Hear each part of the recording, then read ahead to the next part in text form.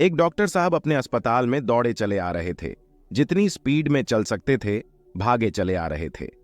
Operation theatre की lobby में पहुंचते ही 5 लोगों ने उन्हें घेर लिया और सुनाने लगे, अस्पताल खोल लिया है और अपने आप को क्या समझते हो? हम कब से इंतजार कर रहे हैं। आप इतना लेट क्यों आ रहे हैं? आपको कोई चिंता नहीं है। हमारा बच्चा ऑपरेशन थिएटर में है और हम इंतजार कर कर के थक गए। अब आप आए हो? डॉक्टर ने कहा।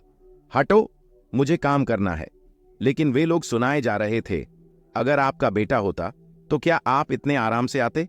आप तो भागकर आते। बहुत कुछ कह दिया उन्होंने डॉक्टर साहब को, लेकिन डॉक्टर ने कोई रिएक्ट नहीं किया और सीधा ऑपरेशन थिएटर में चले गए। 1-1.5 घंटे तक ऑपरेशन चला।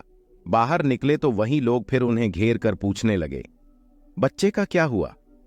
डॉक्टर साहब ने जवाब दिया, बच्चा अभी ठीक है और जल्दी ही रिकवर कर लेगा। ऐसा कहकर वो वापस जाने लगे। फिर उनसे डिस्चार्ज का समय पूछने लगे और डॉक्टर साहब ने कहा, नर्स से पूछ लीजिएगा, और वहां से तेजी से निकल गए। वो लोग जो बच्चे के परिवार वाले थे, माता पिता, चाचा, मामा, सोचने लगे, कैसा घमंडी डॉक्टर है, बात करने तक की तमीज नहीं है। थोड़ी देर बाद नर्स वहां आई तो उन लोगों ने उससे पूछा, ये डॉक्टर इतने घमंडी क्यों हैं? अहंकार किस बात का है इनमें? हमारे सवालों का सीधा जवाब तक नहीं दिया। नर्स थोड़ा इमोशनल हो गई और बोली, आप ऐसा मत कहिए। डॉक्टर साहब बहुत अच्छे हैं, बहुत अच्छे दिल के इंसान हैं। आज सुबह ही उनके बेटे की रोड एक्सीडेंट में डेथ हो गई। फिर भी हमने उन्हें सूचना दी कि ऑपरेशन थिएटर में एक पेशेंट है। हमें लगा था कि शायद डॉक्टर साहब मना कर देंगे, लेकिन उन्होंने तुरंत कहा, मैं आ रहा हूं।